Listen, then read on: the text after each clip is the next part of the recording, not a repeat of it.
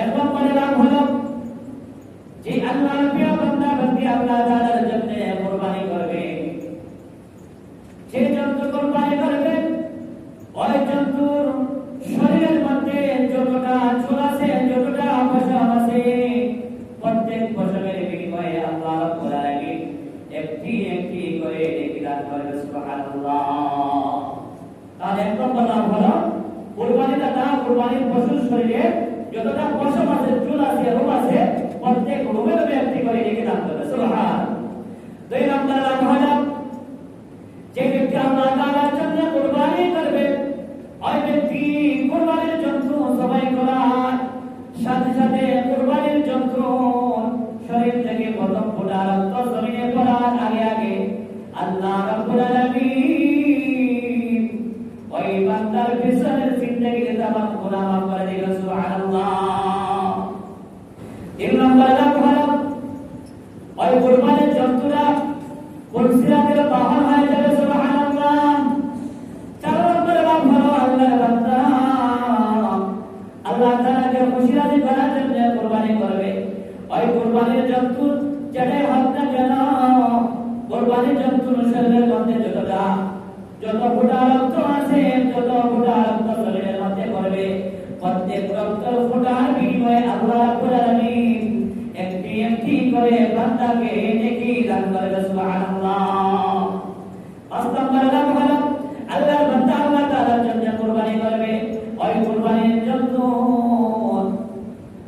মাথার শিং, পায়ের পুরা, চামড়া, রোগ সব পুরা কিয়ামতের দিন বান্দার নেক আমলের পাল্লার মধ্যে তোলা হবে এবং নেক আমলের পাল্লার মধ্যে তুলিয়া ওই বান্দার নেক আমলের পাল্লাকে ভারী করে দেওয়া হবে। সুবহানাল্লাহ। ছয় নম্বর লাভ হলো আল্লাহর বান্দা আল্লাহ তাআলার জন্য কুরবানি করবে। আল্লাহ তাআলা ওই বান্দাকে গুনাহ থেকে মুক্ত রাখবে। আল্লাহ তাআলা ওই বান্দার উপরে খুশি রাজি হয়ে যাবেন। সুবহানাল্লাহ। নবী সাল্লাল্লাহু আলাইহি ওয়াসাল্লাম ওই উম্মতের উপরে খুশি রাজি হয়ে যাবেন। সুবহানাল্লাহ। তাহলে ছয় নম্বর লাভ হলো গুনাহ থেকে মুক্তি হবে। আল্লাহ তাআলা নাফরমানি থেকে মুক্তি পাবে। রাসূল সাল্লাল্লাহু আলাইহি ওয়াসাল্লামের নাফরমানি থেকে মুক্তি পাবে। এমনকি ওই বান্দা জাহান্নাম থেকে মুক্তি পাবে। সুবহানাল্লাহ।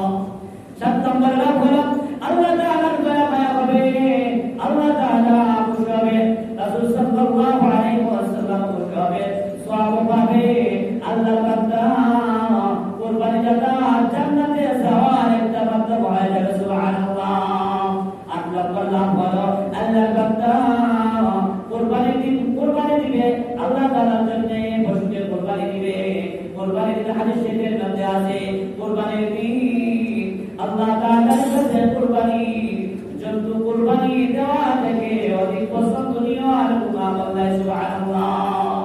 অর্থাৎ কুরবানির দিন কুরবানি দেওয়াই আল্লাহ তাআলার কাছে বান্দা পক্ষ থেকে কবুল করে এই আমলটাই সব থেকে অধিক পছন্দনীয় একটা আমল। সুবহানাল্লাহ। নয় নম্বর লাভ হলো আল্লাহ তাআলা হায়াতের মধ্যে, রিজিকের মধ্যে, ইমানের মধ্যে, আমলের মধ্যে বরকত দান করবে।